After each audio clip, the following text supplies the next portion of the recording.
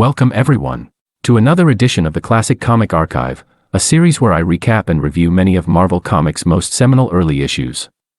Our story for today is Strange Tales 101, cover dated October of 1962. This issue marks the first and only appearance of obscure villain, the Destroyer, and was written by Stan Lee and drawn by Jack Kirby. Our issue opens up with a striking splash panel showing the Human Torch as he's whizzing through the sky and outracing an atomic missile. But don't worry, as he's not actually being chased by the missile. Instead, he's the one doing the chasing, as he's using the missile to gauge his own flight speed. Thus, having proven that he can fly faster than even the fastest of missiles, he's done training for the day. So he lands on the outskirts of Greenville, New York, the Long Island town where he and his sister reside. She's the Invisible Girl, and along with him, they're one half of the super team, the Fantastic Four. But while her identity as Sue Storm is publicly known, his as Johnny Storm is not. So he deflames before entering town, and simply walks to his home in civilian clothes. Once inside his fireproof house, he changes into his pajamas, and then climbs into bed. But before he dozes off for the night, he takes a moment to recount the origin of the Fantastic Four, in which he, his sister Sue, her boyfriend Reed, and his friend Ben, traveled into space and were bombarded with cosmic rays. This strange energy gave them powers, and in turn, the responsibility to use them wisely. So they came together and formed the Fantastic Four, which after several globe-trotting adventures, has become the world's most beloved team of heroes. But what good is a hero without a villain? So far, the Fantastic Four have faced off against such mighty foes as the Skrulls, Namor the Submariner, and Doctor Doom. But never before has one of their members had to battle a villain alone. That is until now, as lurking in the shadows of the Greenville amusement park is a mysterious figure known only as the Destroyer. But let's give the mystery a chance to fester, as we jump forward the next morning, and as Johnny and two of his friends are walking past the amusement park on their way to school.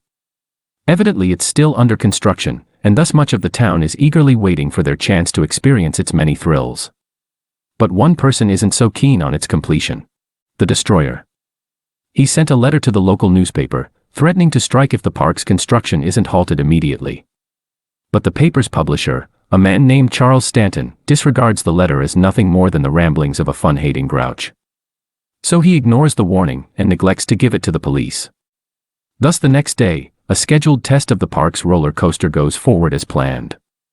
But the Destroyer makes good on his promise, as the track quickly breaks, and a passenger's car begins teetering off the edge. If no one intervenes, he'll surely fall, but who could possibly reach him in time? Well, it just so happens that Johnny's among a crowd of onlookers, and could easily save the passenger. But it's not so simple, as he can't just flame on in broad daylight. If he did, he'd expose his identity, and risk putting himself and those close to him in danger. So he looks around for a place to hide, but then notices a nearby onlooker lighting a cigarette. As it turns out, Johnny can not only ignite his own body, but can also control any flame within a few feet of him. So he commandeers the lighter's flame, and compels it to release a cloud of smoke. This provides him the cover he needs to discreetly flame on, and then save the now falling passenger. Then, before the smoke's even cleared, he races back into the cloud and deflames, so that when the eyes of the onlookers recover, it'll seem that he'd never left. But while this is all well and good, one must now wonder what will come of the park. Well, it turns out that nothing will happen, as the park's owner assumes the event to have been nothing more than an accident.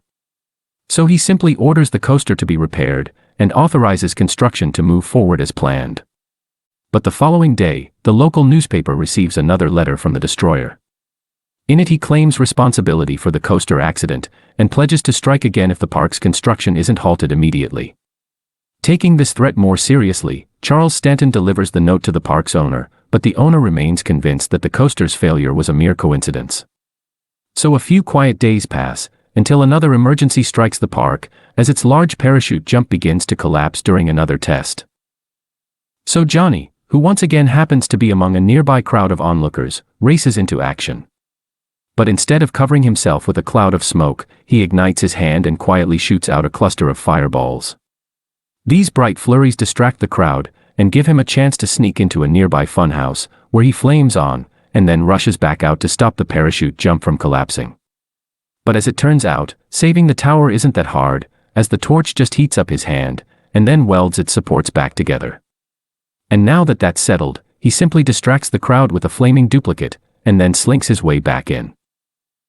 By now, the park owner has accepted that his property is under attack, but still hasn't ordered for construction to halt. Thus you'd assume that the destroyer would simply continue his campaign of sabotage, but this isn't the case.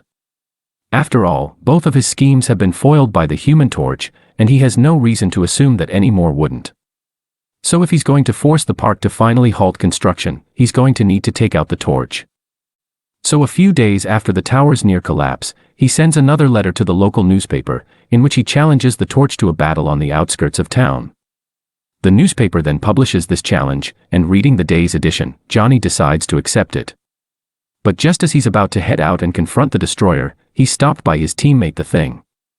The Rocky hero doesn't think that Johnny can handle the destroyer, and has decided to take his place. But Johnny denies The Thing's offer, as it's his fight, and his alone. So The Thing frustratingly leaves, and scorns Johnny for letting his pride get in the way of common sense. But the headstrong teenager doesn't care, for as soon as The Thing's gone, he makes his way to the outskirts of town. More specifically, he arrives at a secluded cabin where the destroyer is there waiting. But something's off, as the villain, who's sitting in an old chair, doesn't react to the torch's arrival. Thus it becomes obvious that the destroyer is actually a mannequin, and that the torch has walked into a trap. Sure enough, as soon as the hero realizes what's going on, the ceiling above him opens up and releases a torrent of liquid foam. This foam instantly douses his flame, and gives the actual destroyer, who's waiting outside the cabin, a chance to rush in and finish him off. But the villain's plan falls apart when a pair of curious teenagers show up and begin investigating the scene. For whatever reason he's not willing to battle the torch with them around, so he quickly abandons his foe and flees. Thus a rather confused Johnny exits the cabin, and then greets the teenagers as if he'd been curiously investigating like they had. So they buy into this excuse, but with the destroyer having escaped, there's nothing left for them to do but leave. So Johnny heads home, and while sitting at his desk, tries to piece together all that he knows about the destroyer. What he realizes is that for some reason, the villain only targets the park's tallest attractions.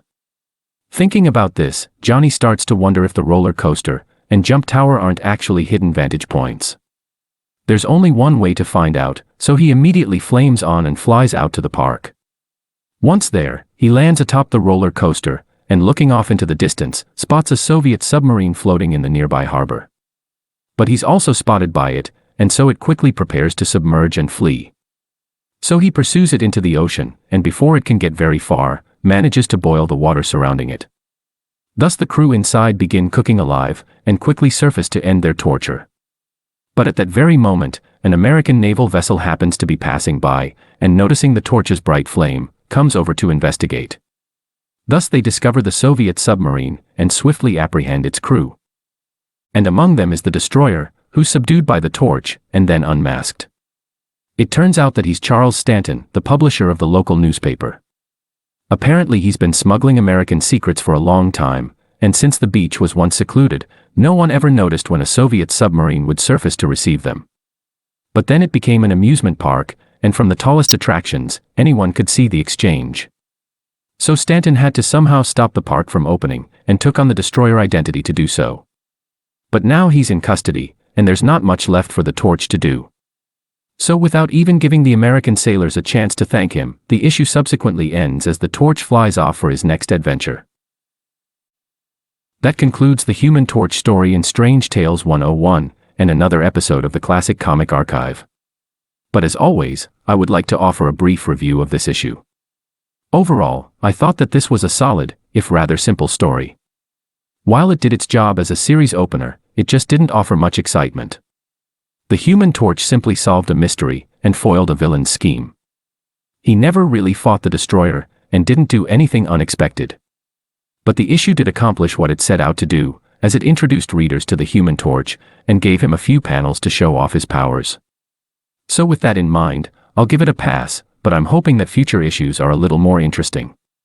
But in any case, let me know what you thought of this issue and the video, and feel free to suggest other classic comics for me to cover. Thanks for watching.